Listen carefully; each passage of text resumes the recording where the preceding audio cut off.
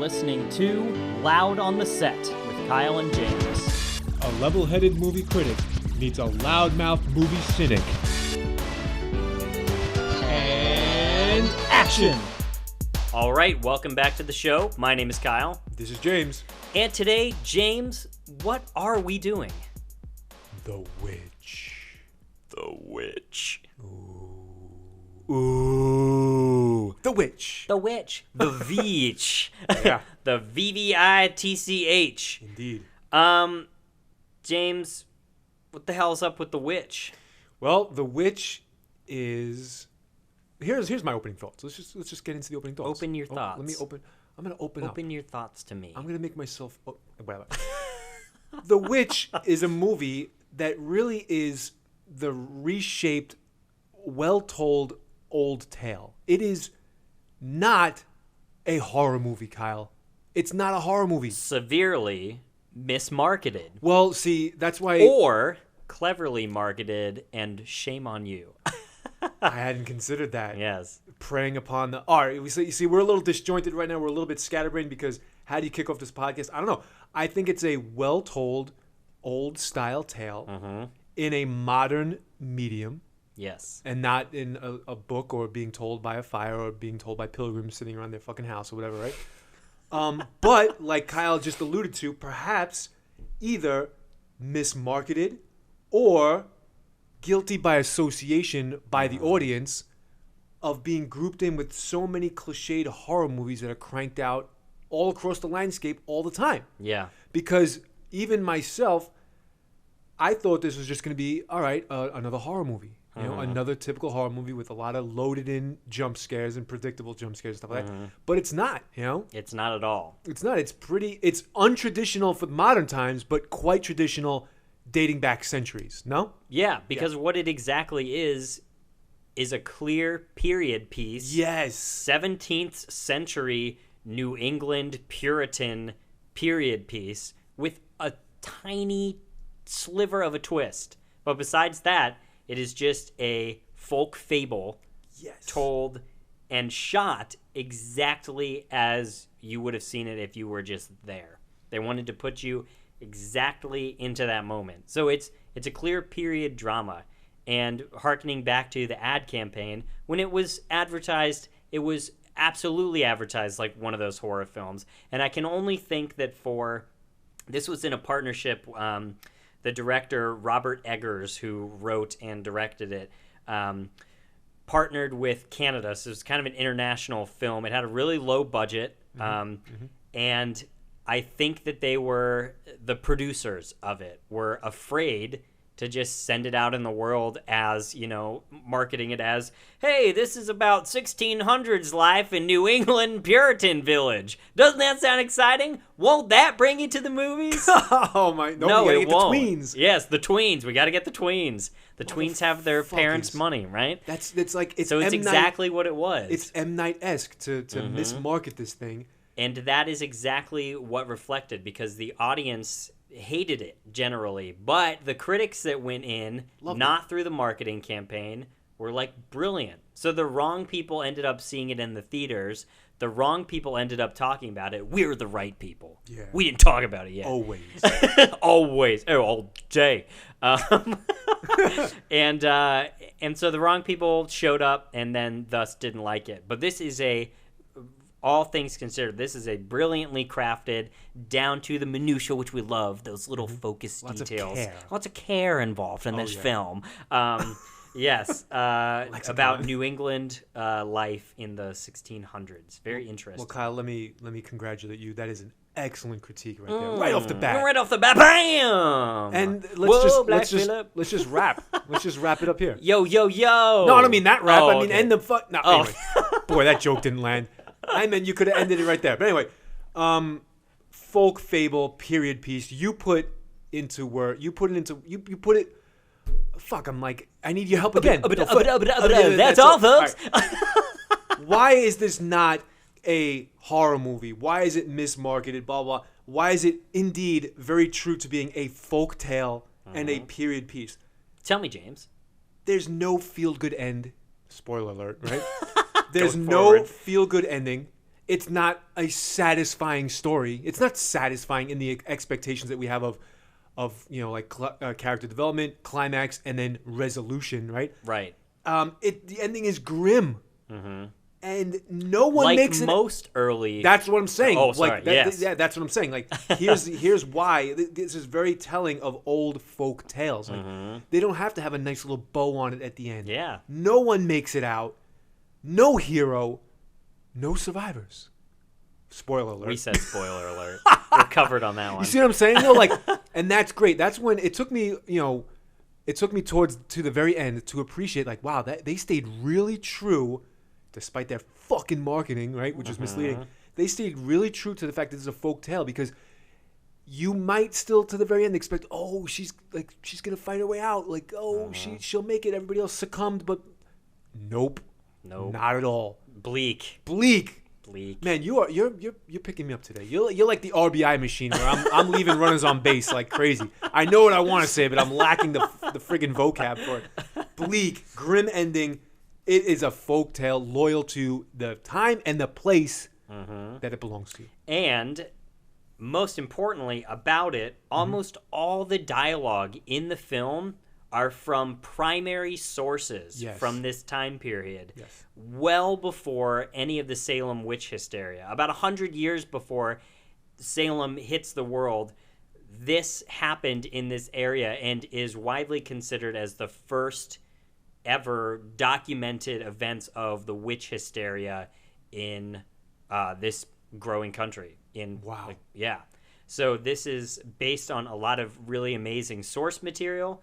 Also, the actors and actresses in it were brilliant. It was really, really, really well done time period that wasn't influenced by, contemporary. They weren't speaking. They didn't class up the language so that we would understand inherently everything that they were saying.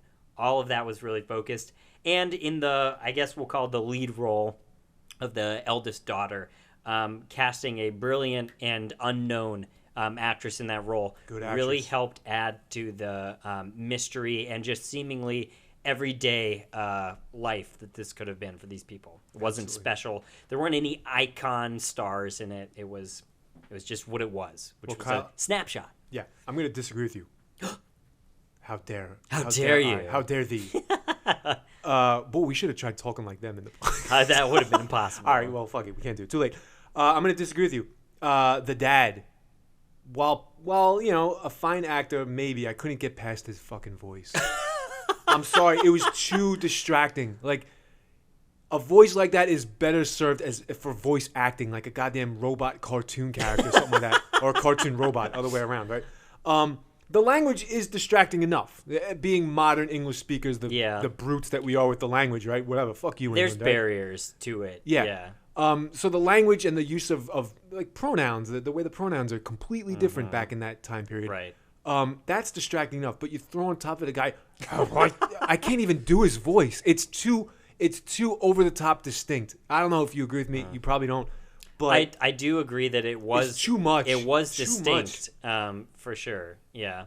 I didn't really have a problem with it. No. But, yeah. Oh boy, to me it was like no, like it was strange. He can't turn it off. Like there's no zero. There's no turning off that. And so anytime he opened his mouth, to me it totally robbed the scene of anything else going on.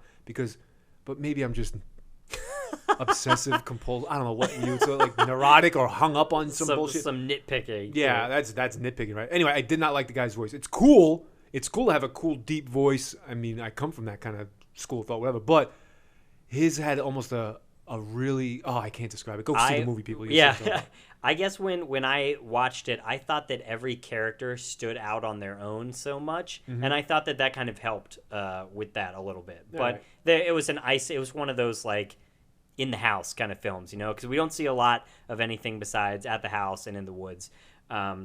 So I guess you don't need it to be really distinctive to clarify from other people, but I think that it was good for differentiating that everybody had a really clear look and feel about them. All right, we won't get hung up on that. Overall thoughts. We did it already. We did it already. Yeah, we touched on it. I wanted to get into the care. The care. Because we care about care here on Loud on the Set. I have some great examples of the care shown. The Hit it. cinematography. And Yes. Kyle, you're gonna Oh, piggy. right away you don't have to be a cinephile or a film critic genius to see that. Like us. Like us. You don't have to be like me or Kyle. Cinematography right away is excellent. And my primary example of this is the still shot that holds on the wagon as they leave town. Mm-hmm. That wagon is rickety and it's wobbling its way into the woods. How about that for alliteration? There you go. The wobbly wagon winds its way to the woods. Wobbling into the woods. Hey, that's pretty good. It stays on that shot for a long time. The score is intense in this movie. The score is great. The score is intense. Yeah. And so right there, it holds on that shot for so long. And where other garbage movies would probably rely on some sort of cheap scare at that point or some sort of quick cut. Nope, it just shows them going towards the wood line, right? Yeah. Woof. This is absolutely a tension film. You know, Oh, this is all about the unknown, and it starts with an unknown struggle to survive. The most basic, you know, living in your society during that time period was the way that you survived. If you were out on your own, you know, with your own family in your own cabin somewhere, that life was horrible. It was tough and awful. And so, right from the onset, you know, he gets his family basically excommunicated from the I don't know, settlement because he's too proud. He won't you know, apologize or move down from his proud stance. Right. So they get thrown out, and then from that moment on, it's that tension of survival, and then add everything else on top of that. All the weird stuff that starts to happen, all of the illnesses, the way the kids are behaving, everything that goes on, it just builds and builds and builds on top of that. And yeah, it's all about tension and looking for that release in it. Here's another great example of the care and the tension / suspense, right? The peekaboo scene. Oh yeah. Now, you know, they're into the woods. Time has passed, which they show just by the addition of another human being. So yes, enough time has passed for them to build homes and begin crops, and you get the idea. They've been out there for a while now. They are surviving, and barely. Yeah. So time has passed since their excommunication. And the lead actress girl, that young lady, superb actress, is playing with the baby. And she's, Anya Taylor-Joy. Oh, there you go. She's playing peekaboo with the baby. And when they start that scene, I'm thinking, all right, they've already established excellent care, excellent cinematography. They can do a few different things with this peekaboo scene. I can't wait to see what they do. Were you thinking that too? Yeah, absolutely. As if like, okay, oh my God, it's terrifying. Yeah, they're gonna do something here. They're gonna do something. I don't know what, but I'm waiting for it, and yet I'm still completely in the dark. And the way they handled it by just having the baby not be there was so simple and so clever, and yet it you know your stomach shoots up into your throat at that point. Like, oh God, you know, like, oh my God, great tension. What a crafted scene, no? Yes, and I should point out, I saw this in the theater with... oh, you did? Yes, with most of my family when it first came out. Oh. And I don't know, I guess we were just looking for a movie, and it was one of the only ones that was playing. So we're like, all right. So we went and saw it, and right from the onset, from the peekaboo scene, and immediately what follows that scene, which again, spoiler alert going forward, which is the kidnapping of this child by this supposed person in the woods. You don't know who it could be at this point. You don't know who it could be. And the implication is that said child is basically turned into some magic potion. Paste. By way Oh of being ground up, I guess. And yeah, and it immediately, just like if nothing else was enough, shows you exactly what the stakes are, which is that you too could be kidnapped and ground up into magic paste like this baby in the woods. What the hell? Way to start your movie. Again, it's that sort of brutal. And how about that scene? Which the witch person is taking off, and it's out of focus on the moon, and you're like, what's going on? And then is it really happening? Is it almost? And then it's like she's just kind of floating up, and then it cuts. Great transition, by the way, because another example of the care that I pointed out was the use of simple cutting to black. throughout the movie. Did you notice it? Yeah. It With was the good music build. Yep, it was effective. Sometimes they extended the length of time that the scene stayed on black. Just, that is excellent. Yeah. George Lucas, take notes. Not everything has to be a fucking wipe. A star wipe. Star wipe to this. Oh my God, the cut to black was excellent. So it complemented the score, which you already talked about a little bit. Yes, and in subtleties in the use of black in the film, changing the aspect ratio of the film, not shooting it in traditional widescreen, the 16:9 format, or the 1.6 or whatever it is, not shooting it in traditional full screen either, which would be the 4:3 format, shot in 1.33:1 aspect ratio. What does that mean? It means that there's pretty much a box on the screen, a little bit wider, and there's black bars on the side. Interesting.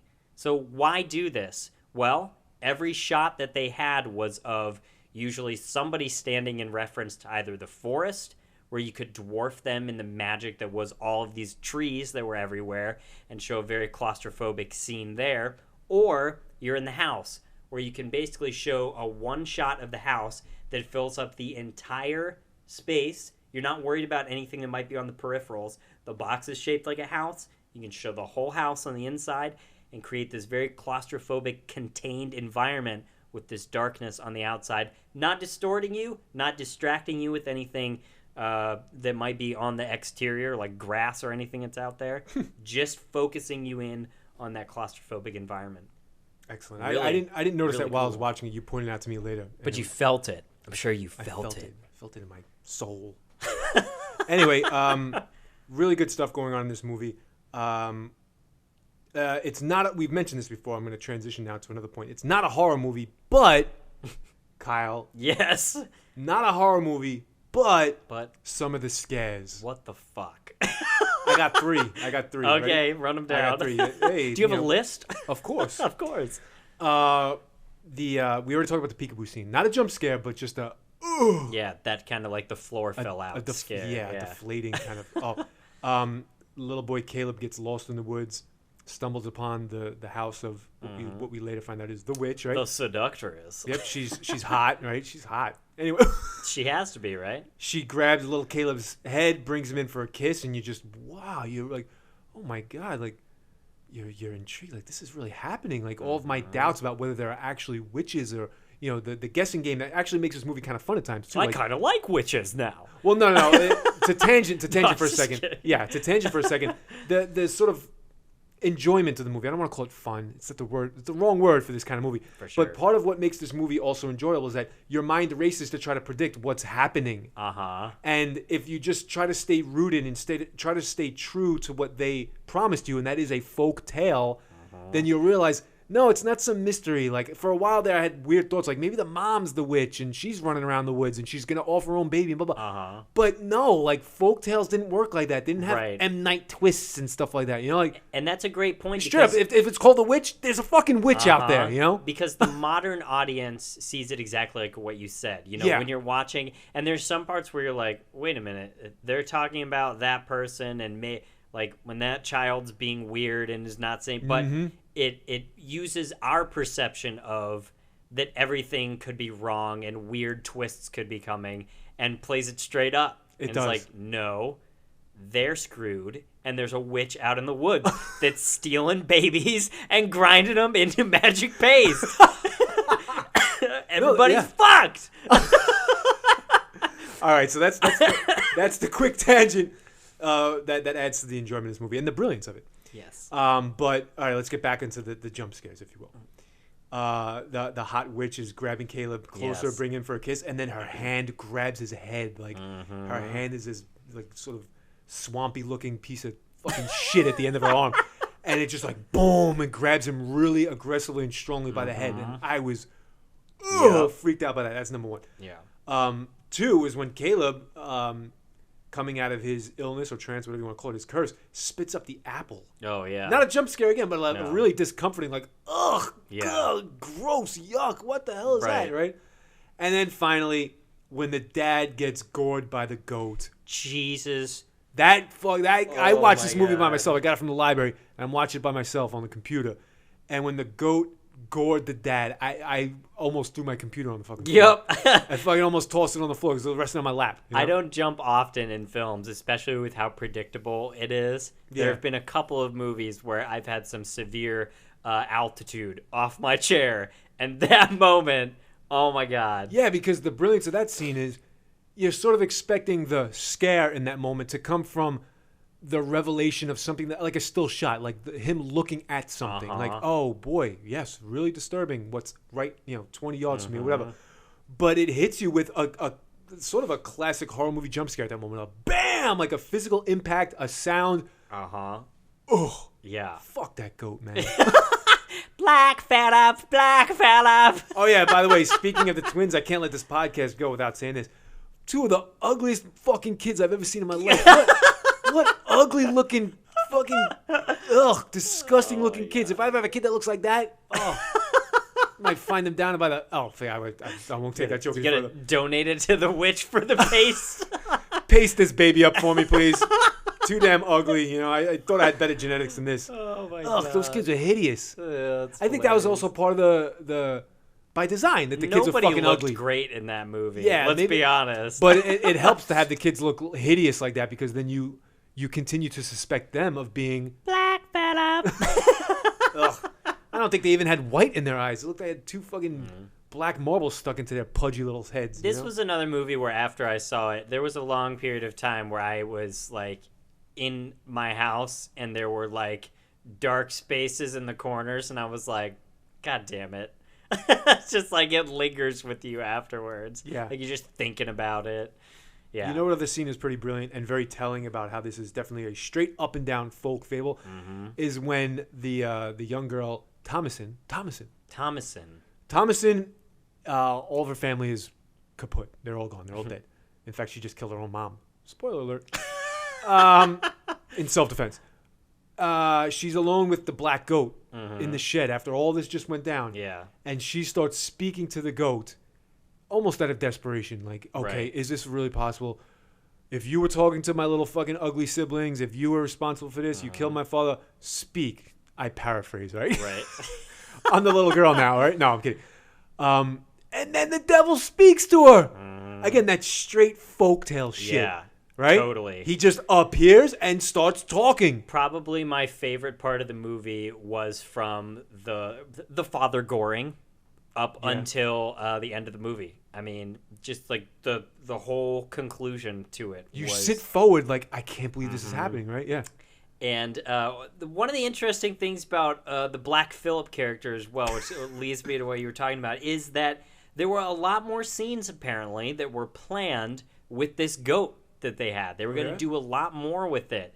And then when they got the goat, they realized that it was horribly untrained. Like, the people had definitely over-exaggerated how well the goat could perform in certain circumstances. So there were a ton of scenes where they wanted it to do really specific things, and they didn't get those. And I think this is one of those situations where the serendipity of it is, I think more would have taken away from it. Yes. I think that the big, I don't even want to call it a surprise, because Black Phillip, from probably minute 2 after seeing Black Phillip, I was like, man, fuck that goat.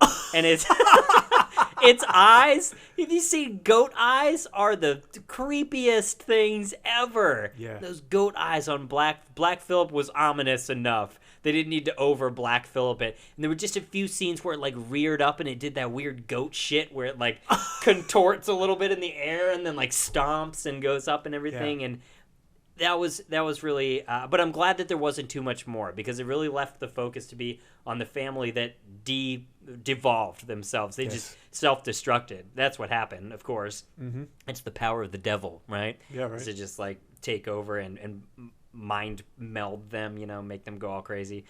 So they have the self-destruction, and then she just goes and she's like hanging out with the goat, and it's just like, yeah, this is probably it. Are you the devil? It's like, yup. Here I am. And I loved that the way that they shot it after that, because the over-the-shoulder look, they're really focused on her, and you get that kind of like really classic look of the devil, who could be like, trolling up Haight Ashbury in San Francisco here. Like that same look, you know? It's Yeah. like that's right there, everything. And you don't see the face. You just see the hazy image behind her, the out of focus image that's just ethereal and just waiting there. But is in all implication there and just talking to her very calmly, you know, about everything that's going on. Brilliant. Yeah, Brilliant. really good. Oh, I well, loved it. yeah, no, well, the interesting thing is I talked to somebody about this. Rosie, you're supposed to be on this fucking set anyway. And she said, I don't want to review the movie with you guys. Why not, Rosie? Because after I watched it, yeah, it was good, but I felt weird. That's what she said to me. I go, yeah, because it's, again, I keep repeating myself, it's a straight folk tale. It doesn't care that you that an obstacle has been overcome or that a problem has been solved. It says it's witches and the devil, and they're there and they get people. Right. That's the story. And that's the story. That's it. So of course there's no sense of satisfaction or feel good ending. It's a damn. And so that's why it's a standalone piece of work. And here's what it is: unapologetic, except a little deceiving with their marketing, you know. Yes. But unapologetically, like ta-da, the witch and the devil, they get people. Well, and it's good to note that after the buzz got out there, the right people ended up seeing the movie too. So it eventually found its market where it needed to belong. But one of the interesting points about that is that folk tales traditionally, you know, they boil down to morals, right? Yes, They're usually trying to sell a moral to you. So whether the character actions, whether they succeeded or not, a bunch of horrible stuff happens, and it's like, well, that's why you should pray every day and hang out, and that's why you should have stuck with the settlement, and your dad shouldn't have been such a jerk, and you guys should have hung out with us. You know, shouldn't have played with yourself, which she said in the movie. But anyway, this is a whole different thing. She says that I played with myself. She does. But all right, yeah, having a little bit of fun so it was interesting to see something so out of time like that was presented to us now, because the moral implications anymore of organized religion and about the devil and everything are basically kind of, they fall into the fanatic groups. The ones that actually will take something away from that, you know, would be like extreme Christian, or a lot of the satanic religions have talked about this movie and said a very wise and accurate portrayal of like some of this stuff too. So there's been conversations on all the religious sides of this, but now it can exist as something that's not a morality tale. Yes. It can just exist as this really awesome snapshot to what life was back then and in that moment, and use these real accounts to kind of, you know, create a compelling story around it. Excellent. Yeah, I you got to give credit to a filmmaker and the producers and directors who don't fold under that pressure of, no, but she's got to like live at the end and limp her way back to the settlement, and nope, like no. And if you don't like the ending, if you don't like the what do you think of the ending? How'd you take it? Well, I mean, again, as the events unfolded, I thought, yeah, this is old school storytelling. Like tales like this floated around New England, 17th century. They weren't these carefully crafted fucking Disney where everything wraps itself up nice and neat at the end. It was just, there'd be witches out there. The devil. There be witches there. I'm crossing up genres here. Anyway, Captain Jack shows up. There's witches in those woods. They snatch babies. They'll snatch you. And grind them into paste. And so by the end, I said, woof, I exhaled, woof, you know? So the implication is that she succumbs to the devil, right? Oh, she's a witch, yeah. And she's like, all right, I'll go hang with the witches now. That sounds pretty awesome. And a lot of people in the theater right after it ended, because I saw it with the wrong people. I saw it with that first group of people that were there for the horror movie. And I was like, we're not going to see a horror movie. I want to like prep you guys for this, because I read a little bit about it beforehand. And when it was ending, everybody, right when it cut to black at the end, she goes up to the witch coven. Everybody's having their crazy, like, spiritual around the fire, all these, like, witch ladies dancing out there. Such, yeah.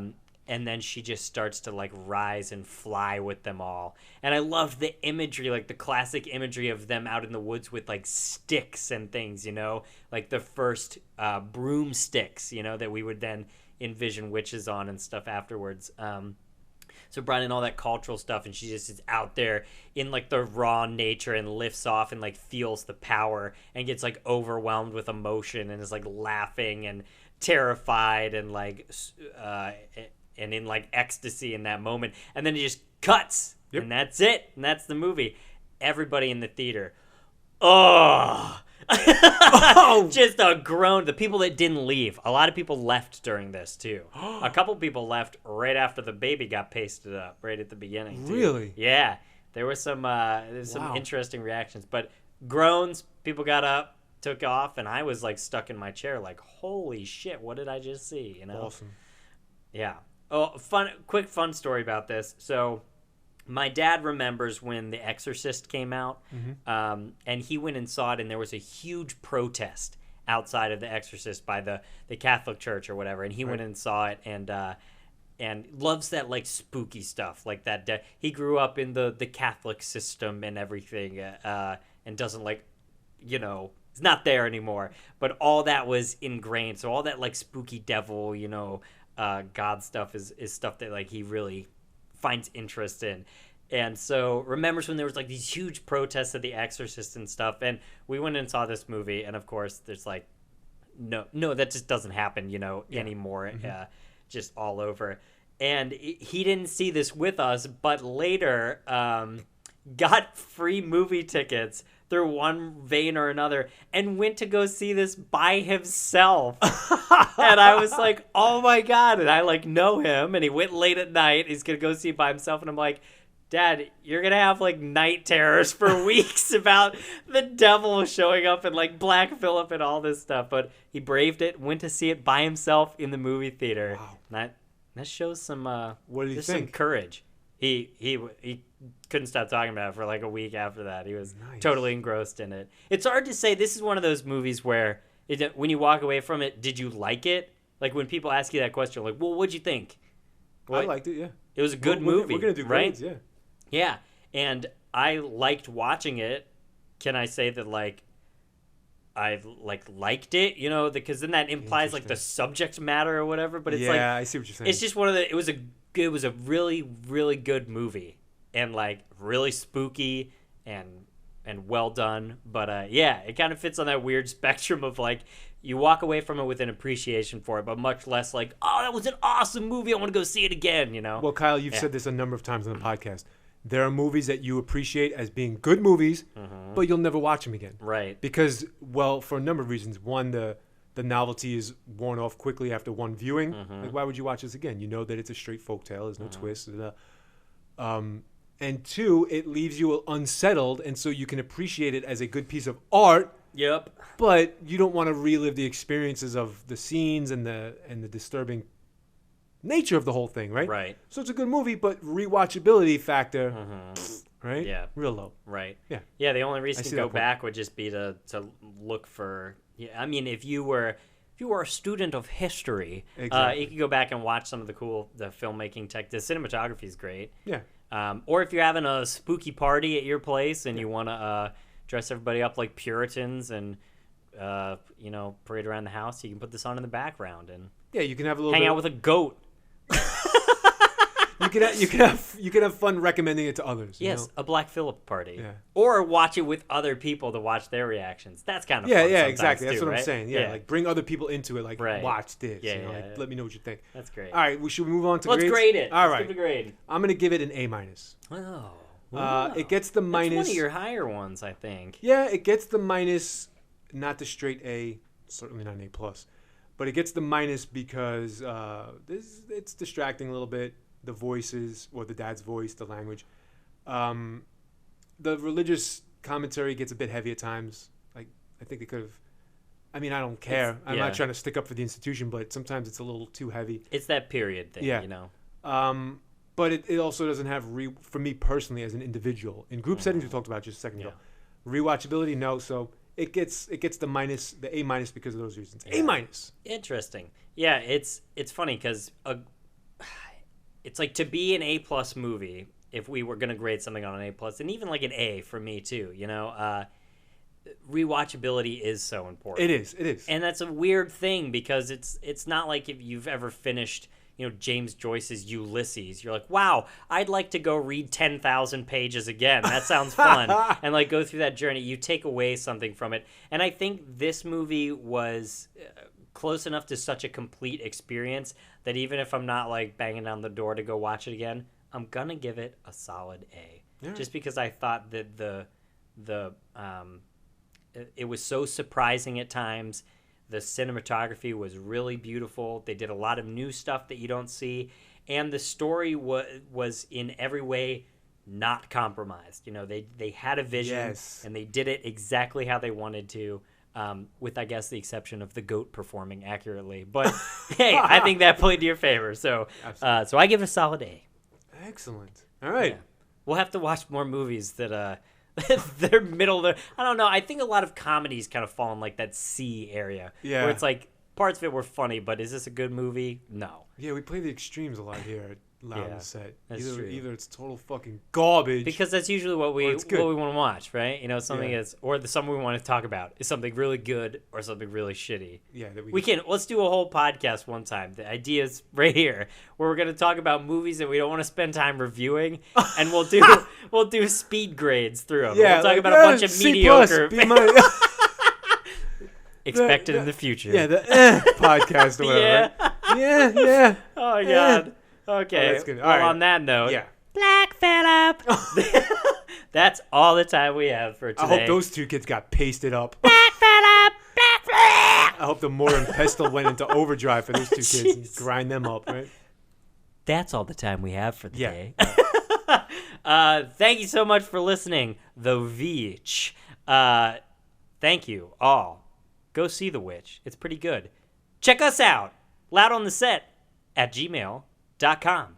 Send us what you thought. Did you like this? What do you think? You can find us on YouTube and iTunes, Loud on the Set with Kyle and James, anywhere podcasts are available, and on the KyleFosterArts.com website. Send us some mail. Let us know if you agree with us, or if you think that this was a piece of garbage, like apparently lots of people did when they first saw it. Did you get duped? Did you end up in the theater expecting something else? Let us know. loudontheset@gmail.com. Thank you all for listening. Go see The Witch, and have a great time. See you later. Black Phillip.